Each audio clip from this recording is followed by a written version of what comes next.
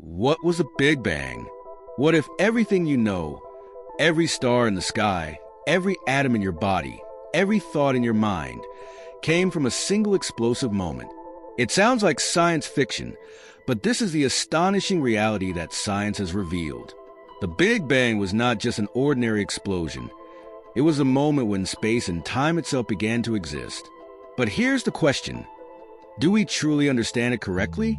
Did the universe really emerge from nothing? Or is there something even deeper behind this story? For centuries, it was believed that the universe was eternal, unmoving, with no beginning or end. But then, scientific observations began to suggest something unimaginable. The cosmos was expanding. If it is expanding today, then at some point in the past, it must have been incredibly small, dense, and hot. But what caused this expansion? And more importantly, what existed before it? The Big Bang Theory gives us many answers, but it also raises questions that challenge our understanding. Some evidence seems to confirm that the universe had a beginning, but other findings suggest this may not have been the true start. Did time exist before the Big Bang? Do we live in a multiverse where other universes are born and die beyond our perception? If you think science already has all the answers, get ready to rethink everything you know. In this video, we will explore the origins of the cosmos, the evidence supporting the Big Bang, and the revolutionary ideas that could completely change our view of the universe. What really happened at the beginning of everything? The Georges Lemaitre's insight. Imagine living in a time when everyone believed the universe was static, unchanging, an eternal entity with no beginning. Now, picture a man daring to challenge this view by proposing something revolutionary. That man was Georges Lemaitre, a Belgian priest with a brilliant mind for science. In 1927, he hypothesized that the universe was expanding, something that completely contradicted what many scientists of the time believed. If the universe is expanding, it makes sense to think that at some point in the past, everything was compressed into a single primordial point. This idea, which later became the foundation of the Big Bang Theory, completely changed our understanding of all about the universe. But how did Lemaitre reach this conclusion? He didn't just have a brilliant hunch. He made solid mathematical calculations based on Einstein's equations of general relativity. His calculations showed that if you rewind the cosmic clock, the universe must have started in an extremely dense and hot state. This notion was so bold that many scientists of the time simply ignored it. After all, how could one prove something that no one had ever seen? However, science is not based solely on what we can see, but on what we can deduce from evidence. The most curious part is that when Lemaitre presented his ideas to Einstein, the renowned physicist simply dismissed them. He even said that Lemaitre's equations were mathematically correct, but physically absurd. But how could a man of Einstein's stature ignore such an important discovery? The reason was simple. Einstein's own general relativity theory allowed for an expanding universe, but he himself was reluctant to accept this possibility. Here lies a crucial point. Sometimes, even the greatest geniuses resist ideas that challenge the status quo. And this doesn't happen just in science. How many times do we resist accepting something new, even when all the evidence points to it? If Lemaitre had given up after the initial rejection, we might never have reached the modern concept of the Big Bang. But he persisted. He continued refining his calculations and defending his idea, even without the support of figures like Einstein. His theory only began to gain traction years later, when Edwin Hubble made his observations of the redshift of galaxies, providing empirical proof that the universe was indeed expanding. Here's a valuable lesson. Great discoveries come not only from genius, but also from the determination to keep going, even when no one else believes. And speaking of Hubble, his observations were a turning point in the acceptance of an expanding universe. But what exactly did he discover that finally made science accept Lemaitre's hypothesis? Well, that's a fascinating story involving telescopes, red light, and a universe that seems to be running away from us. Edwin Hubble's observations. If anyone still doubted the idea of an expanding universe, Edwin Hubble put those uncertainties to rest. Using the powerful telescope at the Mount Wilson Observatory, he analyzed the light from distant galaxies and noticed something curious. They were all moving away from us. How did he know? Through a phenomenon called redshift, where the light from galaxies shifts toward the red end of the spectrum as they move away. This was undeniable evidence that the universe was not static, as many had thought, but rather dynamic and constantly growing, exactly as Lemaitre had predicted. Imagine you're listening to an ambulance approaching. The sound becomes higher pitched as it gets closer and lower pitched as it moves away. This is called the Doppler effect, and it happens with light in the same way. If a galaxy were moving toward us, its light would appear bluer.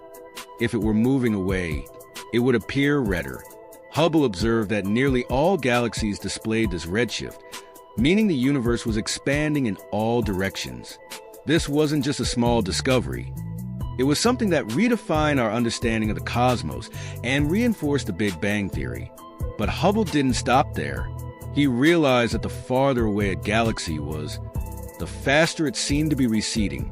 This led to the famous Hubble's law, which essentially states that the universe is not only expanding, but doing so at an accelerating rate.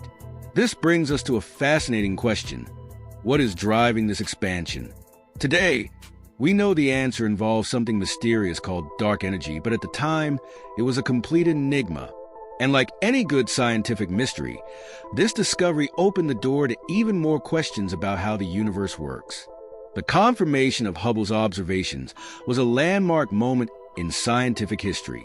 Until then, it was believed that the universe was fixed and eternal, but now there was clear proof that it had a history, a beginning. The impact of this discovery was so profound that even Einstein had to admit he was wrong in insisting that the cosmos was static. He called his initial resistance the greatest mistake of my life.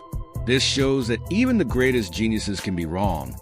But the most important thing is to recognize new evidence and adapt to it. And you? How many times have you had to change your mind in the face of undeniable facts? But if the universe is expanding, did it have an absolute beginning? If we go back far enough in time, we reach a moment when everything was incredibly hot and dense. But is there any physical proof of this? The answer, as we will see next, lies in a cosmic relic accidentally discovered by scientists in 1964. Cosmic microwave background radiation. Sometimes, great discoveries come from the most unexpected places. In 1964, Bell Lab scientists Arno Penzias and Robert Wilson were simply trying to calibrate an antenna for satellite communications when they encountered a persistent noise. No matter where they pointed the antenna, this microwave hum was always present. Initially, they thought it was just radio interference or even pigeon droppings accumulated on the antenna. But after cleaning everything and ruling out other sources of noise, they realized they had stumbled upon something much bigger. The leftover echo of the Big Bang, known as the cosmic microwave background radiation, CMB. What exactly is this cosmic background radiation? Think of it as the light left behind by the birth of the universe itself. When the cosmos was incredibly young, about 380,000 years old, it was a hot, dense soup of charged particles that scattered light in all directions. But as it expanded and cooled, electrons and protons began to combine, forming neutral atoms. At that moment, light was finally able to travel freely through space.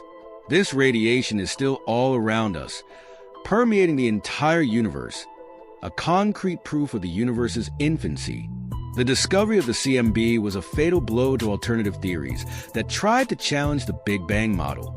Until then, some scientists like Fred Hoyle insisted on the idea of an eternal universe, where matter was continuously created to maintain a constant density. But if the universe never had a beginning, where did this radiation come from? The CMB not only confirmed that the universe had an initial point, but also allowed us to make extremely precise measurements about its temperature and early structure. Today, satellites like WMAP and Planck have mapped this radiation in stunning detail, revealing subtle variations that hold clues about the formation of the first galaxies. If you want a visual idea of the CMB, imagine tuning into a television channel with no signal. that static noise on the screen? Part of that noise comes from the primordial universe itself. That means with an old radio, anyone can literally pick up echoes from almost 14 billion years ago. Isn't that incredible? Science has given us the ability to hear whispers from the beginning of time, all thanks to an accidental discovery by two scientists trying to eliminate an annoying noise. But while the CMB answers many questions about the early universe, it also raises new ones. If this was the first flash of light in the cosmos, what came before it? Are there ways to look even further back, beyond the cosmic background radiation? The answer to this may lead us to some of the most profound speculations in modern science. Challenges to the theory. Not everyone readily accepted the idea of the Big Bang. In fact, some scientists strongly resisted the notion that the universe had a beginning. Among them was Fred Hoyle, a renowned British astronomer who defended the steady-state theory. According to this view, the universe had always existed and always would exist, with no starting point. To support his idea, he argued that matter was continuously being created to compensate for the universe's expansion, keeping its density stable over time. But there was a problem. This theory couldn't explain the existence of the cosmic background radiation discovered in 1964. The rejection of the Big Bang wasn't just a matter of science, but also a philosophy. Accepting that the universe had a beginning meant, for many, opening the door to metaphysical and even religious questions. After all, if there was a beginning, what or who caused it? Hoyle and other scientists preferred to avoid such questions, betting on a model that didn't require a moment of creation. Interestingly, it was Hoyle himself who coined the term Big Bang, but in a sarcastic attempt to mock the idea. What he didn't expect was that the name would stick and become the official term for the theory. Besides the steady-state theory, there were other challenges. Some objections came from theoretical physics, as the Big Bang calculations led to a singularity, a point of infinite density where the laws of physics break down. This troubled many scientists because it meant that our current understanding of science was incomplete. Moreover, the Big Bang theory needed to explain how the universe transitioned from a hot, dense state to the complex structure we see today, filled with galaxies, stars, and planets. Even with these objections, observational advances began to weigh more and more against alternative models. Discoveries like the distribution of galaxies in the cosmos and the proportion of light chemical elements, such as hydrogen and helium, aligned with the predictions of the Big Bang. Meanwhile, Hoyle's model and his colleagues' theories failed to explain these findings. The final blow came with the detailed mapping of the cosmic microwave background, which showed small temperature variations corresponding to the seeds of galaxies. This was undeniable proof that the universe indeed had a hot and dense beginning. But even after overcoming these battles, the Big Bang theory still faced challenges. After all, if everything started from a single point, what existed before that? And more importantly, does the idea of a singularity really mean the absolute beginning of time, or just a limit to our current knowledge? To answer that, we need to understand the reluctance of none other than Albert Einstein in accepting an expanding universe. The Einstein's reluctance. Albert Einstein, one of the greatest geniuses in science, made a mistake, and he admitted it himself. When he developed the theory of general relativity, his equations suggested that the universe could not be static. But this contradicted everything he and most scientists believed at the time. To avoid this implication, Einstein introduced a cosmological constant into his calculations, a sort of mathematical fix to keep the universe static. He essentially adjusted his equations to fit what he wanted to be true instead of accepting where the math was leading him. Einstein's reluctance made sense at the time. The idea of a fixed and eternal universe was widely accepted and seemed logical. If the universe had a beginning, it would raise many uncomfortable philosophical questions. Moreover, there was no observational evidence that the universe was expanding, at least not until Edwin Hubble entered the scene. When Hubble proved, through the redshift of galaxies, that the universe was indeed expanding, Einstein realized his mistake. He later called the introduction of the cosmological constant the greatest mistake of my life. But was it really a mistake? Interestingly, decades later, scientists discovered that the universe is not only expanding, but doing so at an accelerating rate. And what could be causing this? Something we now call dark energy, a concept that, ironically, closely resembles Einstein's cosmological constant. In other words, what he once tried to erase from history might actually be a key piece in understanding the universe. It seems that science has a fascinating way of coming full circle and surprising even the brightest minds. However, Einstein was not a stubborn man. He knew that science is not based on opinions but on evidence. When it became clear that his equations correctly predicted an expanding universe, he accepted the truth and moved forward. This is a great example of how even the greatest geniuses must be willing to change their minds when the facts demand it. And here's an interesting question. How often do we cling to our own beliefs, even when everything points to the contrary? Einstein teaches us that admitting a mistake is not a failure, but a sign of intellectual greatness. But if the idea of the Big Bang was correct, it still carried an uncomfortable problem. The notion of an initial singularity, a point of infinite density where the laws of physics seem to break down. Could science find an explanation for this, or does this singularity mark the limit of our knowledge? Let's explore that question in the next section. Singularity and theoretical problems. If we rewind the cosmic clock back to the universe's origin, we reach a point where all the laws of physics seem to collapse. The singularity. This idea comes from the Big Bang Theory and describes a moment when all the matter and energy in the universe were compressed into a single, infinitely dense point. But here's the problem. Our current understanding of science cannot describe what happens inside a singularity. The equations simply stop working, creating a huge question mark about what really happened before the universe began expanding. The concept of a singularity comes from general relativity, but there's a major issue. This theory does not get along well with quantum mechanics, which governs the world of subatomic particles.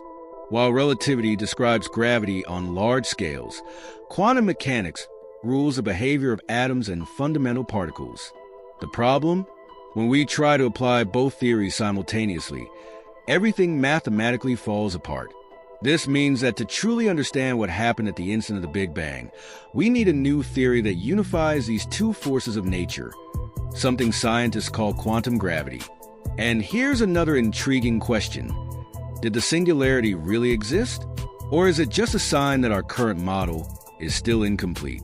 Some hypotheses suggest that the universe was never concentrated in an infinitely dense point, but instead underwent a different transition, perhaps even from a previous state of existence.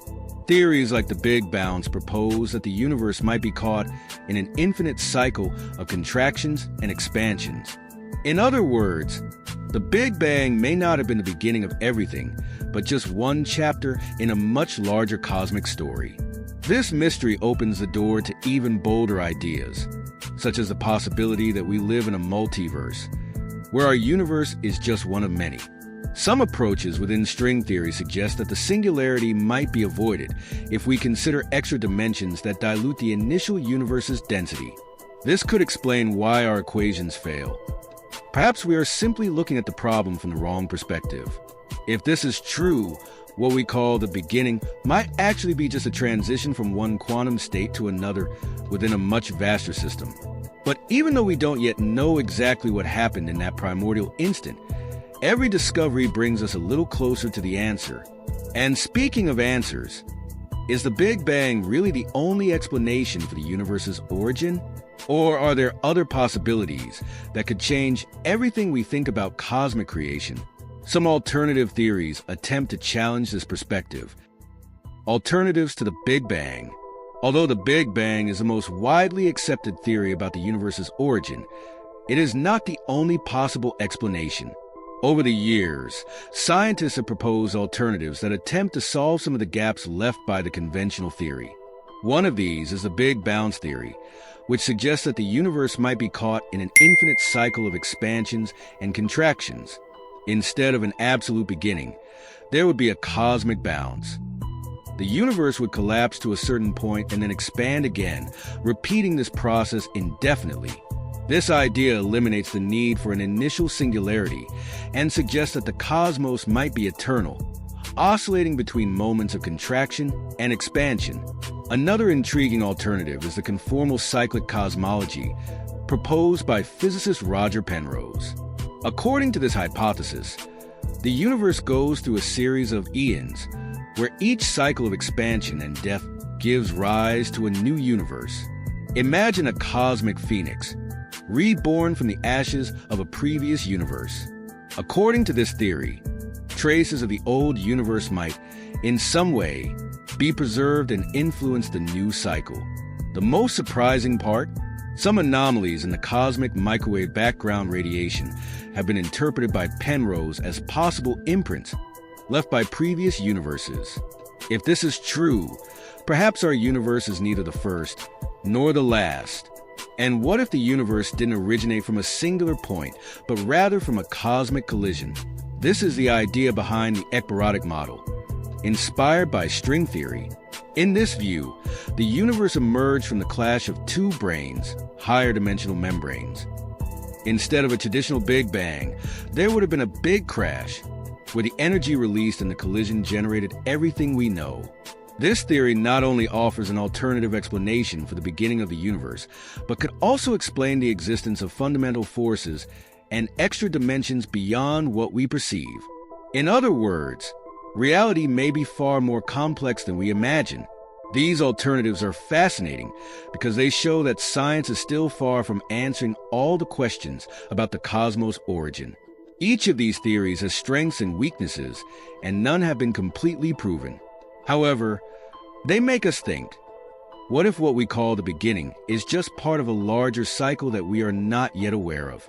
What if the universe has no definitive start, but instead undergoes a continuous process of transformation? What seems like a beginning may actually just be a new chapter in something eternal. But even if the universe has cycles or hidden dimensions, there's an even deeper question. What defines its limits? Does the universe have an edge?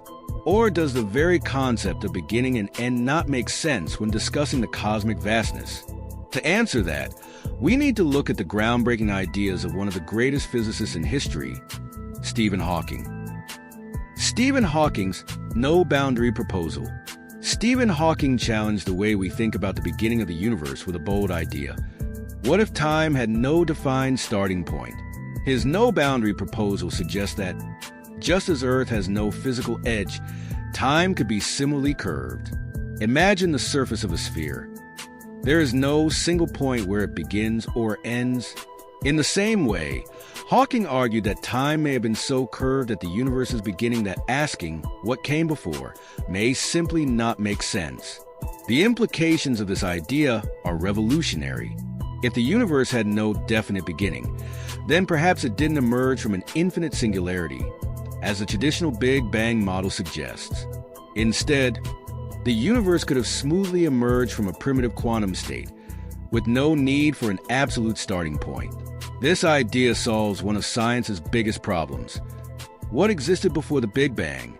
If Hawking was right, that question might be irrelevant because there was never a before in the traditional sense.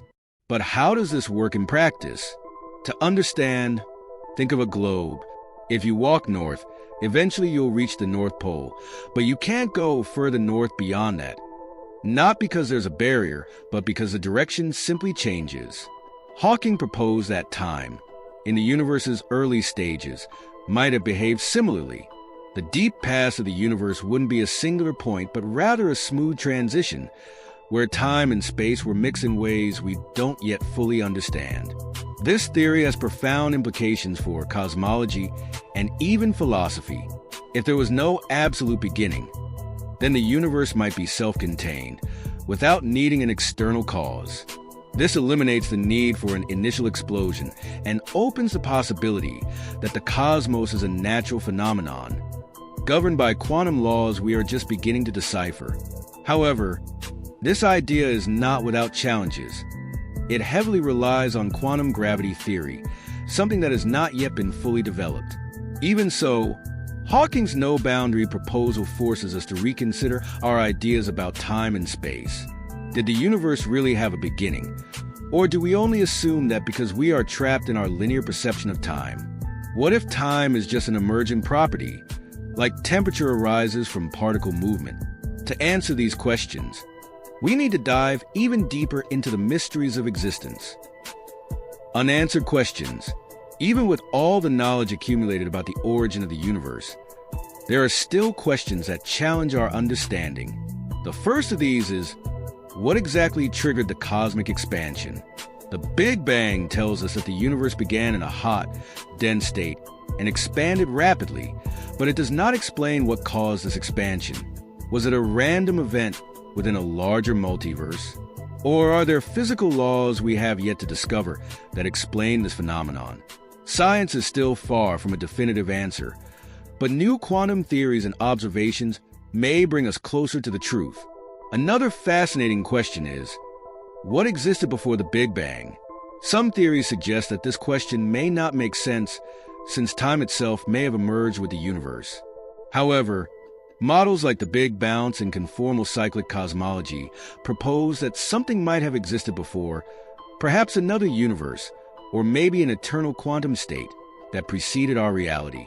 This leads us to an even more intriguing question. Is our universe unique, or is it part of a multiverse where countless other universes coexist, each with its own laws of physics? And here's something even more thought-provoking. Is our mind capable of truly understanding the origin of the universe? Our brains evolved to comprehend the world on a human scale, but when we talk about billions of years and dimensions we might not even perceive, we are dealing with concepts that could be beyond our intuitive grasp. Perhaps the true nature of reality is something we will only understand with new mathematical approaches and future discoveries. Another question that troubles scientists is whether the universe's expansion will ever stop. Today, we know that the cosmos is expanding at an accelerating rate, driven by something mysterious called dark energy. But will this acceleration be eternal? Some models suggest that, in the distant future, expansion could accelerate so much that all cosmic structures would eventually be torn apart, a scenario called the Big Rip. Other models propose that expansion might eventually slow down and even reverse, leading to a cosmic collapse. The truth? We still don't know. In the end, the more we learn about the universe, the more questions arise. But that is the beauty of science. Each discovery leads us to new frontiers of knowledge. Will we ever have all the answers? Or is the mystery of existence itself what drives us to keep exploring?